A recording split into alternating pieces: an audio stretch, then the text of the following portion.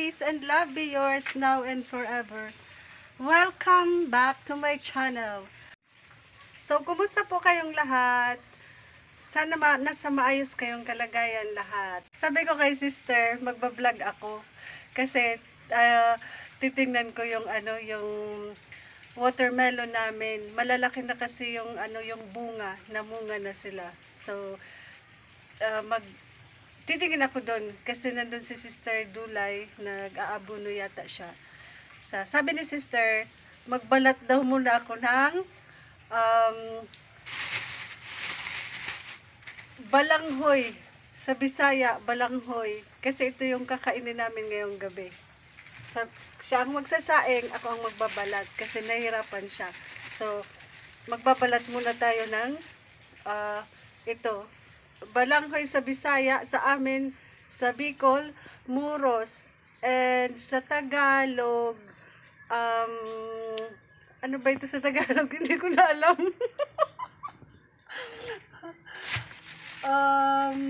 Yun na yun. Nakalimutan ko eh. So, tara, magbalat tayo. One eternity later.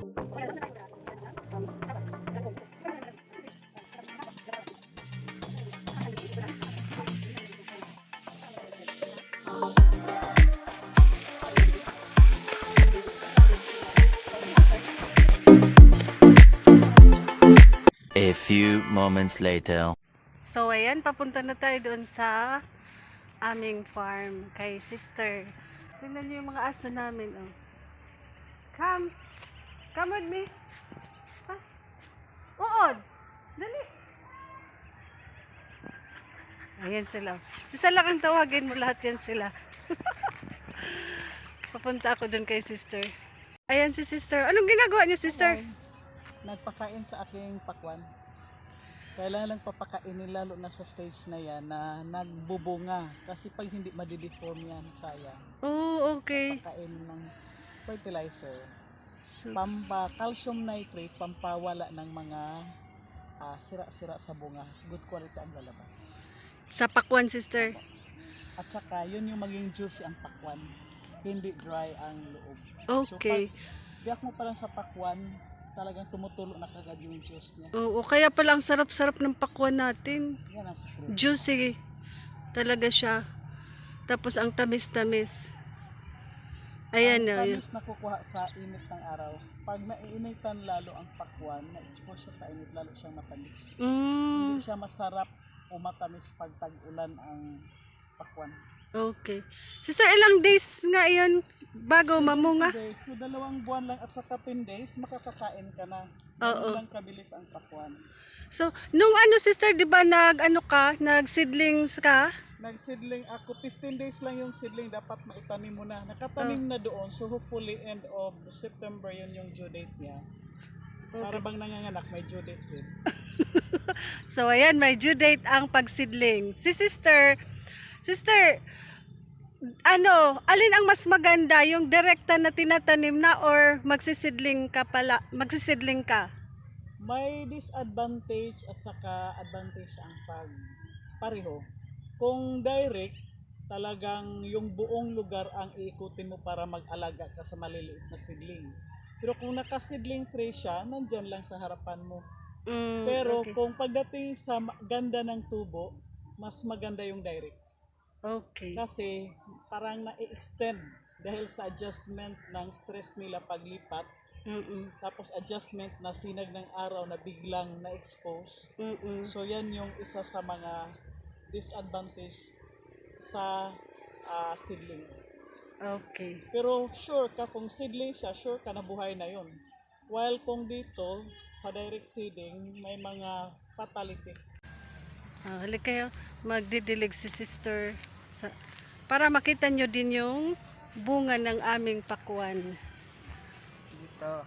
Didiligan ni Sister ng Okay, may mga tinatanggal akong pakwan. Halimbawa, gaya nito. Kasi deform siya. So, ibig sabihin ng deform, unang bunga ito. So, dapat tatanggalin. Kung gusto mo ng quality, yung bunga, titingnan mo, simula sa puno, yung pinakamalayo. Yun yung pinakamagandang bunga. Pero kung pinakamalapit, hindi yun masyadong lalaki. Okay. So isa yan sa mga sekreto. Kaya nag-fruit selection din ako. Halimbawa ito, okay ito. Ang puno nito nandoon. So nandito siya tumubo. Okay ito. Papatutuloyin ko ito. Pati ito. Okay. Balik na tayo. Ayan. Yan na yung ano, sister, di ba? Yung Calcium na calcium nitrate. Sister, ilang days bago magbunga? Bibilang siya ng 1 month magsimula na yon. Kasi in 25 days or 20 days ng pakwan, kung direct seeding ka, flowering stage na nila. Ang after sa flowering stage is fruiting stage. Oh, So pag nasa fruiting stage na siya, binabanatan na yun ng calcium para hindi malalaglag yung seed, ay ano yan, yung bulaklak na madidevelop na sa bunga. okay. Pagkatapos, pag halimbawa nagsimula na sa pagbunga, pag makita mo na yung mga isang ganito na kalaki, mag-fruiting selection ka na. So ibig sabihin, yung mga deform tatanggalin mo yon. Dahil pag hindi, lahat na fertilizer na ibinibigay mo sa pakwa, napupunta lang doon, hindi ka makakakuha ng magagandang bunga. So, kung kakainin lang niya lahat, wala kang aanuhin. Kaya tanggalin para magbubunga siya ng mas maganda.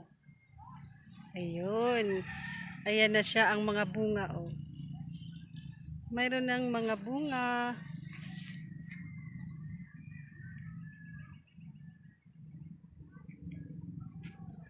Ayan, medyo malaki-laki na sila.